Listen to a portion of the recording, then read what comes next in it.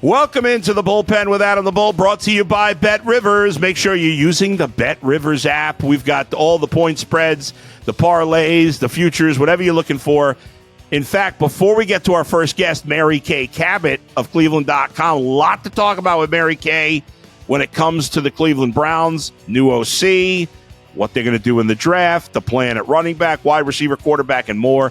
First, let's quickly hit the point spreads for the 4 playoff games in the NFL. Chiefs favored by 8.5 over the Texans Saturday at 4:30. Saturday at 8, the Commanders, a 9.5-point dog in Detroit. Sunday at 3, Rams, Eagles. Eagles favored by 6. And the highlight game of the week, Ravens and Bills, Sunday at 6:30. The Bills are getting a point at home. It's a little surprising to me. I'll have my picks later in the week. But coming up next, we talk with Mary Kay Cabot, Cleveland.com. She joins me in the bullpen next, right here in the bullpen with Adam the Bull. You're watching Adam the Bull on the Bet Rivers Network.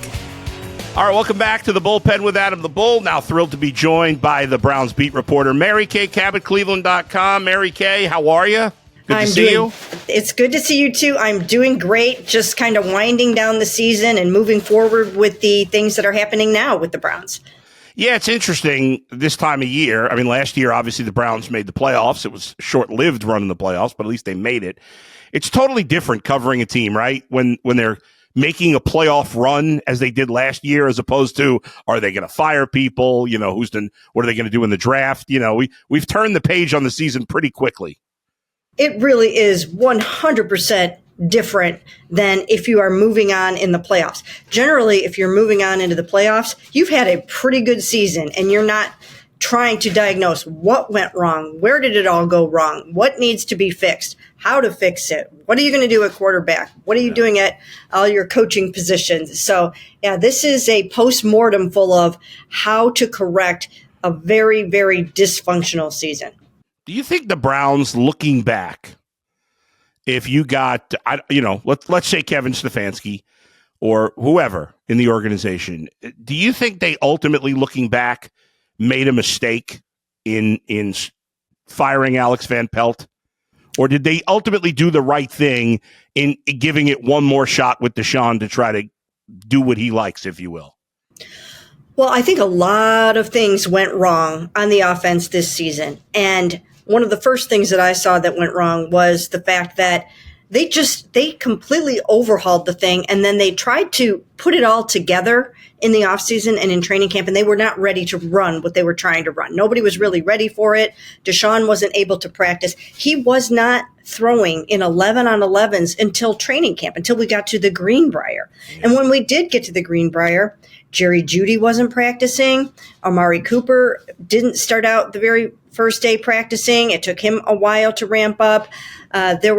Nick Chubb wasn't practicing. The offensive tackles were not practicing. So they were not able to put this whole new scheme together. Mm-hmm. It was doomed from the beginning. It did not look good in training camp at all. They never worked together. And I think the concept was okay to try to gear the offense towards Deshaun Watson. I feel like that part of it was fine. But in actual practice, it did not go well. And at some point, probably earlier than they realized, they probably needed to kind of go back to what they knew that they could do well. It felt like at his post-game press conference or postseason press conference, Kevin Stefanski, I don't remember if it was the Monday, I can't remember the exact date now, but it almost felt like he said, okay, we tried to do things not kind of the way I want it. Now I'm taking the power back here. Maybe I'm reading between the lines. And I assume with the hiring of Tommy Rees that he's going to call plays again. Tommy Rees will assist him as the offensive coordinator, and that they will go to whatever quarterback they're going to have next year, quarterbacks, that they will run more of a traditional Kevin Stefanski type offense. Is anything I said there, do you see any of that differently? I do see that somewhat differently. Okay. I really do. I think that they will run the ball more. Okay, so we're going to see that, and I think that's going to help everything, right? They did not do that. Even down the stretch when Jameis Winston was throwing interceptions all over the yard. They still didn't run the ball enough. Now, part of that was the fact that Nick Chubb was not himself. They didn't have a Saquon Barkley or a Derrick Henry to go out there and save the day. Even Kareem Hunt, to a certain extent, who could have gone out there and rushed for some of those power yards and that short yard stuff and goal line things. So they will run the ball more. But to say that they're going to go back to the old, Mike Shanahan, Gary Kubiak, play action boot offense that we've seen succeed here with Joe Flacco and some of the other guys, I don't know if you can say that, because they're probably going to end up drafting a dual threat quarterback, I would think. That is what is coming out of the college ranks.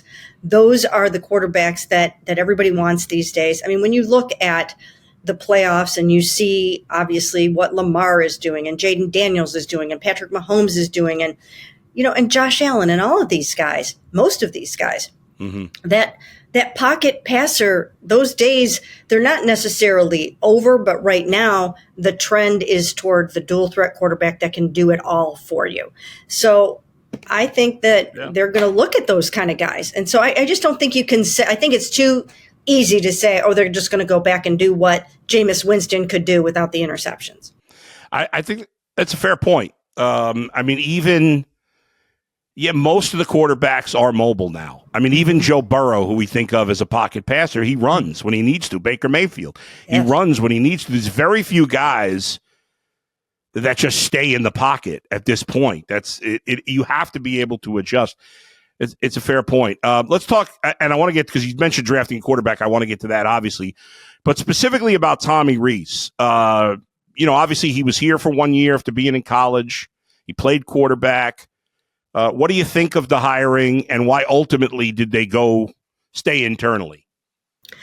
Well, first of all, Tommy Rees's name had been gaining steam. North Carolina interviewed him twice for a job that went to Bill Belichick. So if they were talking about that caliber of a coach with that high of a football acumen, that speaks very well of Tommy Rees, I believe. Okay, so that's one thing.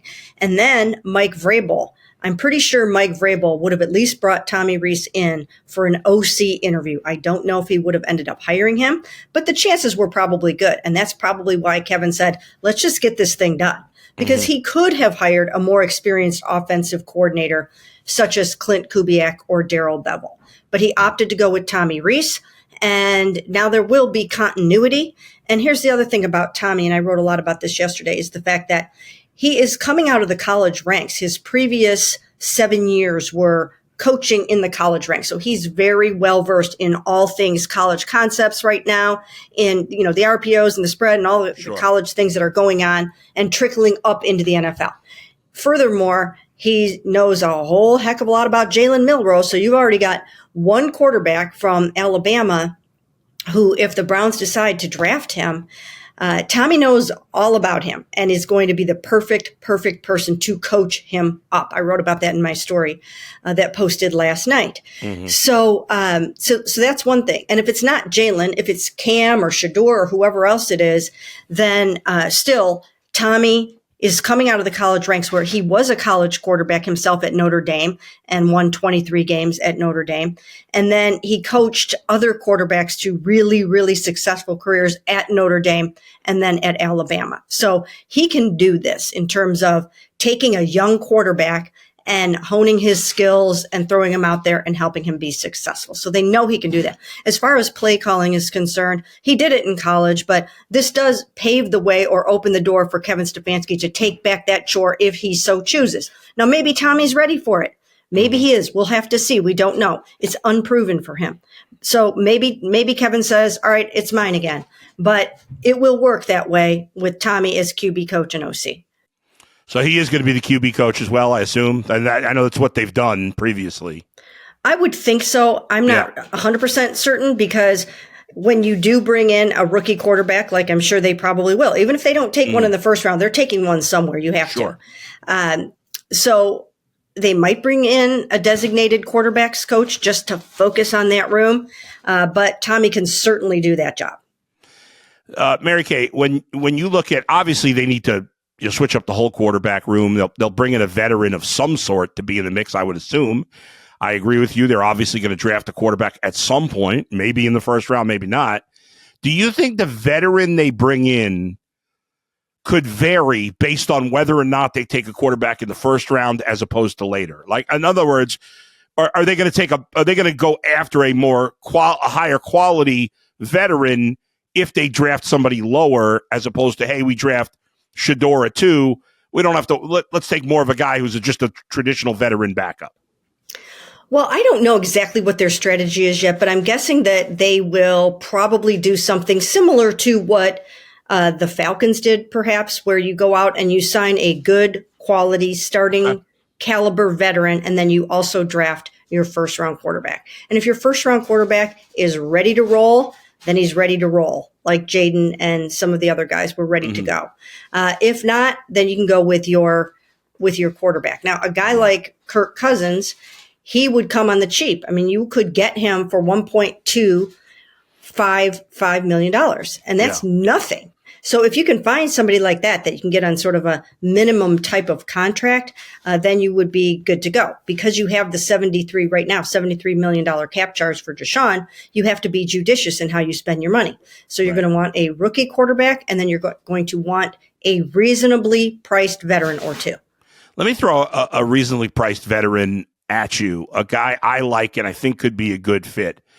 He hasn't had the career that Kirk Cousins had. Well, I shouldn't even say that. He had a pretty good career, but he's been a backup a while, and that's Andy Dalton. The last few years, Andy Dalton's been a clear backup, and he's worked with a lot of young quarterbacks, and from all accounts, he's been a great mentor to a lot. We saw Bryce Young with Andy Dalton this year really take off when he got his second chance. I think Andy Dalton, I know people know him from the Bengals, of course, but I think he could be a great influence on a young quarterback. What do you think about that? Well, I think he fits. That's a great name to bring up, Adam. I really like that. I mean, that's the kind of guy that you're going to have to be looking at if you're going to go out there and you're going to add a Cam or a Shedeur or a Jalen or whoever to your football team. You want a good mentor, someone who's ready to impart their wisdom, somebody who doesn't necessarily feel like he can still go out there and win a Super Bowl for you, somebody who is ready to accept the mentorship role like Josh McCown did when he was here. Right. Yeah. So if you can find that kind of a guy, then that would be good. But you also might need him to start for you for a while. Now, with the college concepts trickling up and coming into vogue in the NFL, it's so much easier now to plug a quarterback in as a rookie and have him succeed because he can do what he was doing. It didn't used to be apples to apples, right? I mean, 5, 6, 7 years ago, people couldn't see how that translates to the NFL game.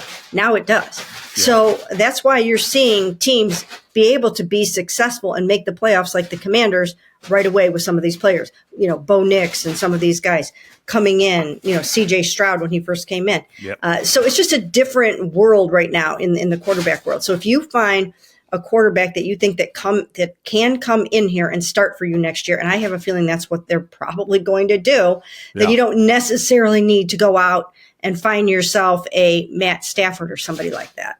Yeah, and you mentioned Kirk Cousins, and they drafted Michael Penix, and Kirk started most of the season, and then Michael Penix came in and he played pretty well for them at the end. Now maybe he would have played well right away.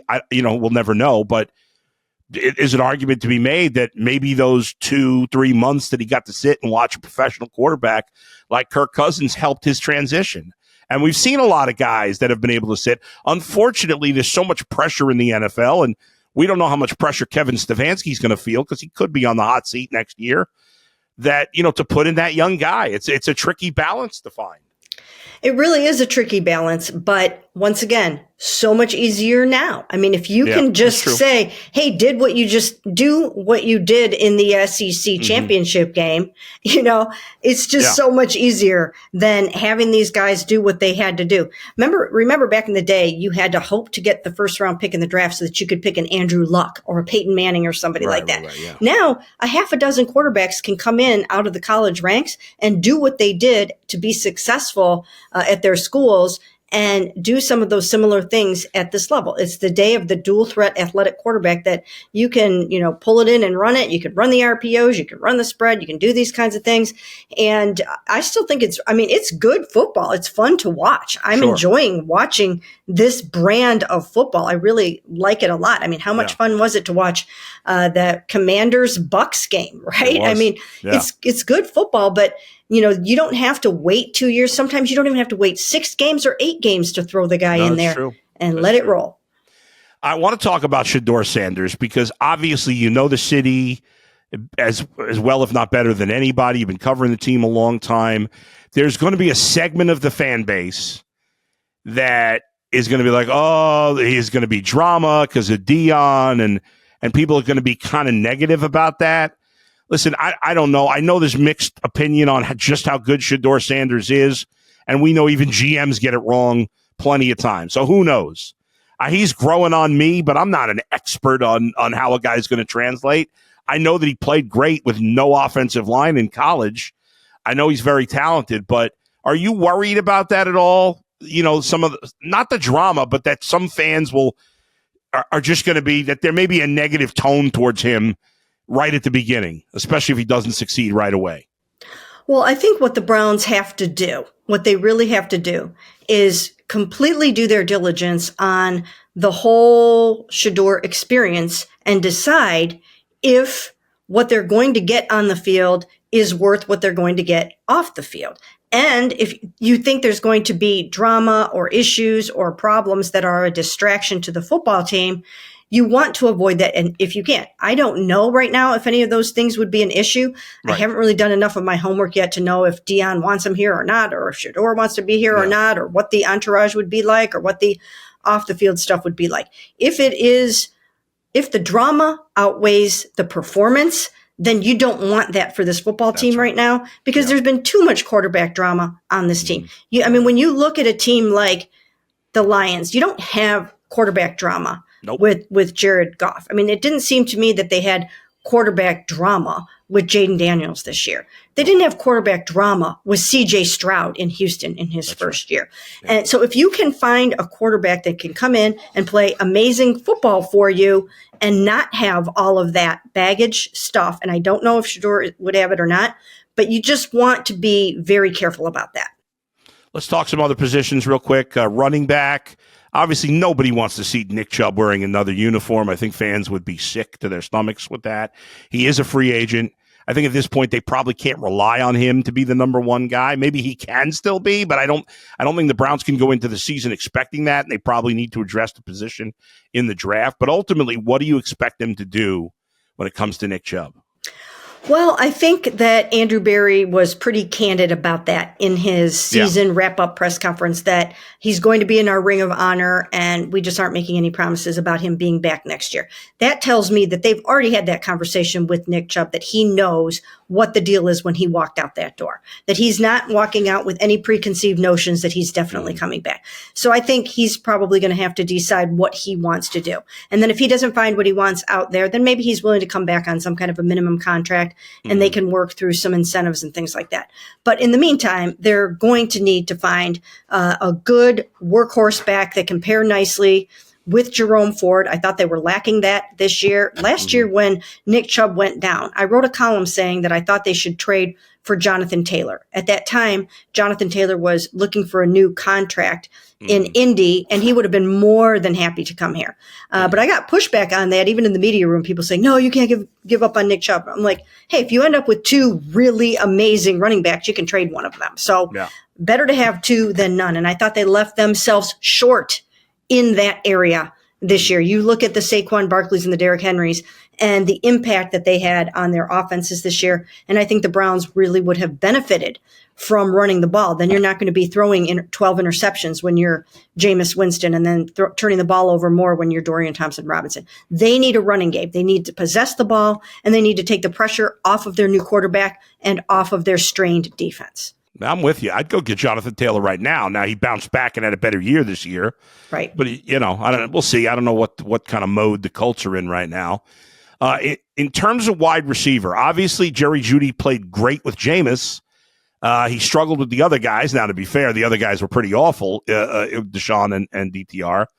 I thought it's frustrating, Cedric Tillman, because he finally started showing some progress in the middle of the season, and he got hurt. He missed the rest of the year. So where do you think they're at wide receiver wise, and how important is that a position to address this offseason? Well, I said this on our, or I think maybe on my Hey Mary Kay podcast a couple of days ago, that I would add 2 Pro Bowl caliber type receivers. Okay, at least one Pro Bowl caliber and another guy that can get 700 yards and 5 touchdown passes for you. I mean, think of the Bengals when they had Jamar and Tyler and T. I think you need something like that. People underestimate how important it is to have those weapons. Now, as far as Cedric Tillman is concerned, he missed the final 6 games of the season with concussion. That's all well and good that you can come back 100% healthy from that. But chances are, if you have another concussion, maybe you're the kind of guy that takes longer to clear the protocol than some other guys do. Denzel Ward, he clears the protocol and gets back to his baseline very quickly. If Ced is not one of those people, then you have to have contingency plans for that. You have to tell yourself, okay, we are going to have him as a key piece on this offense, but we have to plan for the possibility that he might miss chunks of time. So I would still go out and add 2 other really good receivers to this football team. Mary Kay, let's wrap it up with the stadium thing has been a hot button issue. Obviously, the city fighting with the owner. This Rooney, not the Rooney Rule, but the Modell law. Yep, the Modell law. It's going to be fascinating to see what happens. I've always felt, and I know I'm kind of spitting in the wind a little bit. I hate that any city pays money for a team's building when the billionaires can afford it themselves. To me, if Jimmy pays for everything himself, then he can do whatever the hell he wants. I don't know. None of us are. Most of us are. We talk sports. I don't know how negatively this is going to impact the city and the businesses down there. But it seems like even with all the saber rattling, that it's at this point it's a foregone conclusion they're going to end up in Berea. Is there any chance that doesn't happen? You think?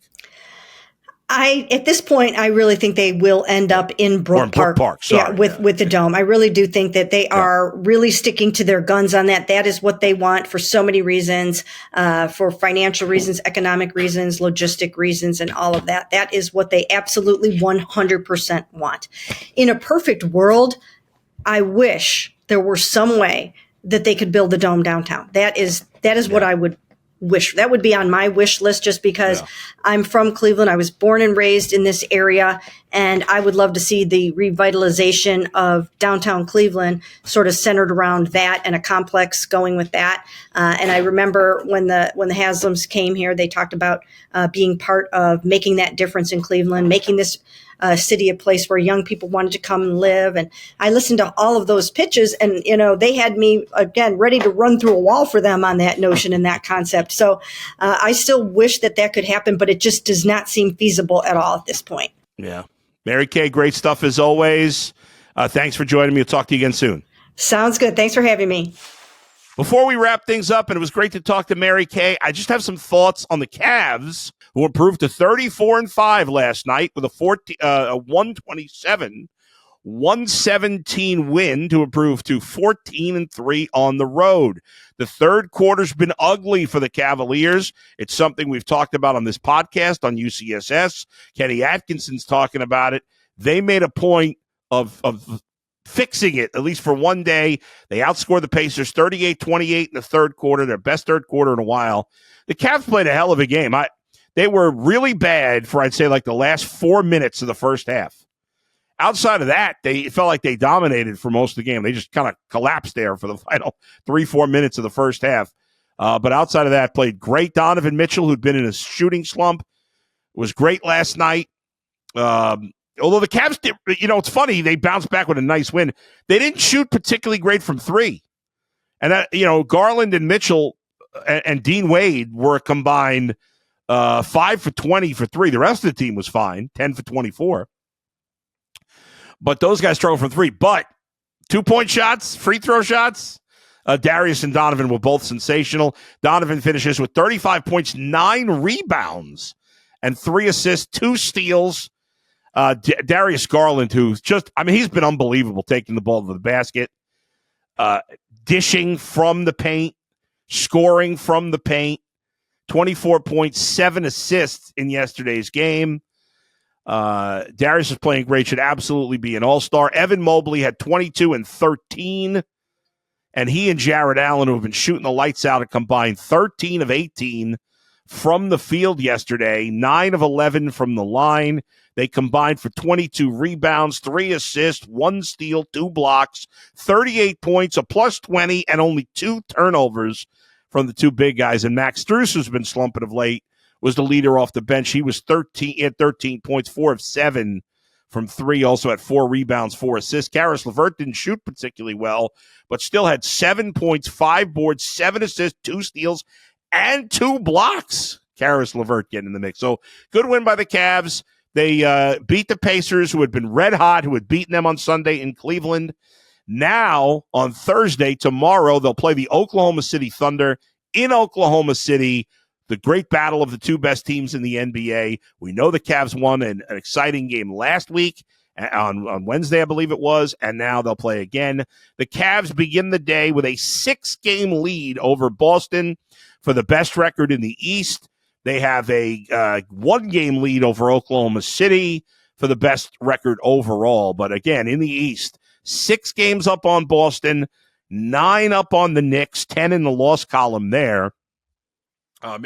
At this point, I mean, listen, I know we got a long way to go. We're approaching the halfway point of the season. Cavs have played 39 games. They have, 45 games left to go. So, we're right there. 3 more games, and we're at the – they had – 2 more games. They have 43 to go. 2 more games, we're at the halfway point. Cavs have won 12 of 13. They would have to really fall apart to not be the number 1 seed in the East, and that'll be huge because, to me, there's a clear line of demarcation in the East where the Cavs, Celtics, and Knicks are the 3 best teams, and you want to see the Celtics and Knicks have to play each other in the semifinals. Not that, the Magic or the Bucks or the Pacers couldn't be dangerous, but they're not as dangerous as Boston and New York, and I feel like those teams could beat each other up in the semifinals.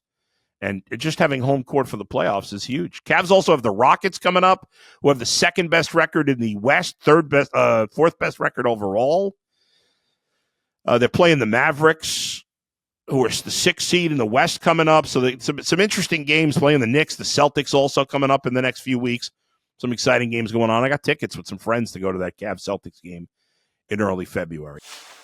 Thanks for joining me, as always. Good job by Max and Z for producing. Thanks again to Mary Kay Cabot for joining me. I'll talk to you next time. Where else but right here in the Bullpen with Adam the Bull, brought to you by Bet Rivers.